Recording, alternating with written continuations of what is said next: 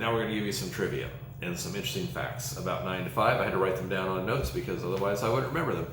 He's got that comic book handwriting. That's right. If you haven't, you should show it to the camera. So right there, that's how I write. Yeah, he's got that comic book handwriting. It's actually really cool. It's most of the stuff I probably would remember, but I just had to make the notes so I'd be able to talk about it. Anyway, this was actually Dolly Parton's first film role. She actually did a lot of movies in the 80s. Best Little Whorehouse in Texas. She did a movie with Sylvester Stallone. She did a lot of stuff. And if you're from my generation, you know her from Hannah Montana. Well, there you go. Exactly. Hannah Montana. What is she, your grandma or something like that? I think she's the something grandma. like that. Anyway, and now you can buy Dolly Parton biscuit mix and things like that. So it's all good. But this was actually Dolly's first role. She actually memorized the entire script from beginning to end. Yeah, she thought that she had never made a movie before, and she thought that you filmed everything chronologically and it was like a play. And so she had her lines.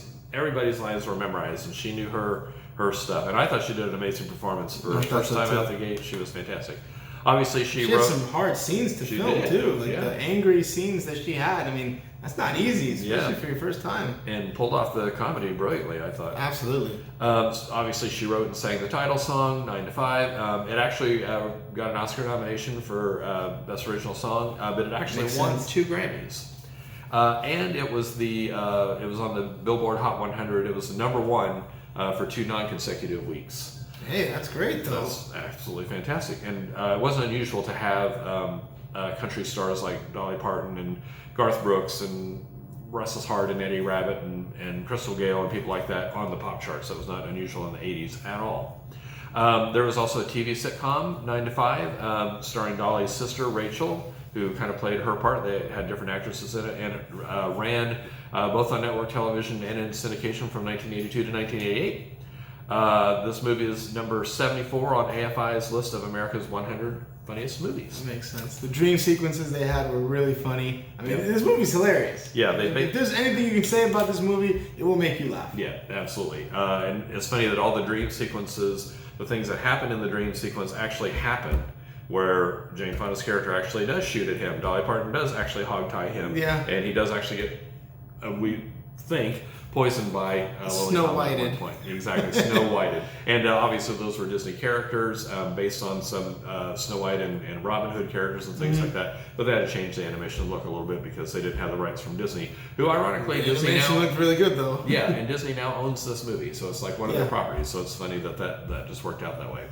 Also, there's the scene with a young nurse who stops Lily Tomlin and is asking her about the gift shop and that kind of stuff. And she's like, "Oh, I'm a doctor. Why am I talking to you? Piss off." Yeah, who do you think you're talking to? That nurse was the daughter of Florence Henderson, the mom in Brady Bunch. Oh, I did not know that. And on a more tragic note, allegedly, I don't know if this is true, but it made it onto IMDb as a fact. There's a plane that they show taking off from the airport. That plane allegedly crashed and killed everyone on board. I don't know why they used that clip. Oh my goodness. So maybe they filmed it and then just redid it or something like that. I don't know. But initially, that's terrible. That's what the internet says. That's not a fun fact. It's just a fact. Yeah, it's a sad fact.